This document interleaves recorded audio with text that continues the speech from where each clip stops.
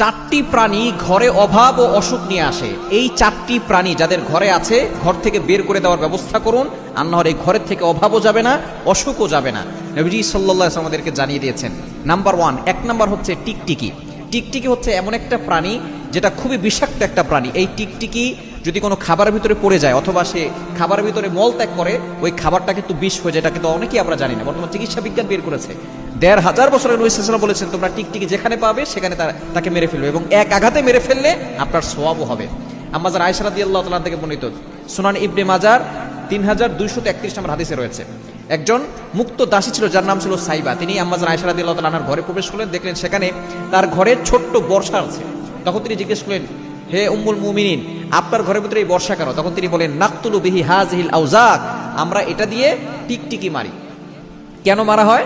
তখন তিনি বলছেন, নবী সাল্লাল্লাহু আলাইহি ওয়াসাল্লাম জানিয়ে দিয়েছেন, যখন ইব্রাহিম আলাইহিস সালামকে আগুনে নিক্ষেপ করা হয়েছিল তখন সকল প্রাণী চিন্তিত হয়ে পড়েছিল কিভাবে আগুন নিভানো যায়, কিন্তু একমাত্র টিকটিকি আগুনে ফু দিয়েছিল যাতে করে আগুন আরো প্রজ্বলিত হয় এবং ইব্রাহিম আলাইহিস সালাম পুড়ে যাক। এই জন্য নবী সাল্লাল্লাহু আলাইহি ওয়াসাল্লাম বলেছেন যে এই টিকটিকি হচ্ছে বিষাক্ত একটা প্রাণী, এবং ইব্রাহিম আলাইহিস সালামকে যাতে করে পুড়ে যায় এই জন্য তিনি আগুনে ফু দিয়েছিল এই টিকটিকি। এই জন্য টিকটিকি মারা হচ্ছে সওয়াবের কাজ, এবং টিকটিকি একটা বিষাক্ত প্রাণী। যেই ঘরে টিকটিকি থাকে ওই ঘরে কোনো বরকত থাকে না। দ্বিতীয় নাম্বার হচ্ছে কুকুর। আমরা বর্তমানে কুকুর বেডরুমে ঢুকিয়ে নিয়ে যাই।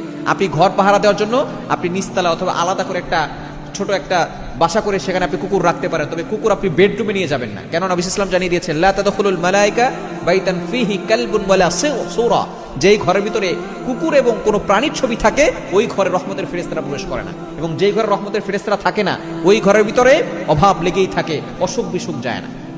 এজন্য দ্বিতীয় নাম্বার হচ্ছে কুকুর। ৩ নাম্বার হচ্ছে মাছি। আমাদের সমাজে কিন্তু মাছি আছে, এবং মাছির এক ডানায় কি আছে? রোগ আছে, অন্য ডানায় দেখা যাচ্ছে তার প্রতিষেধকও আছে।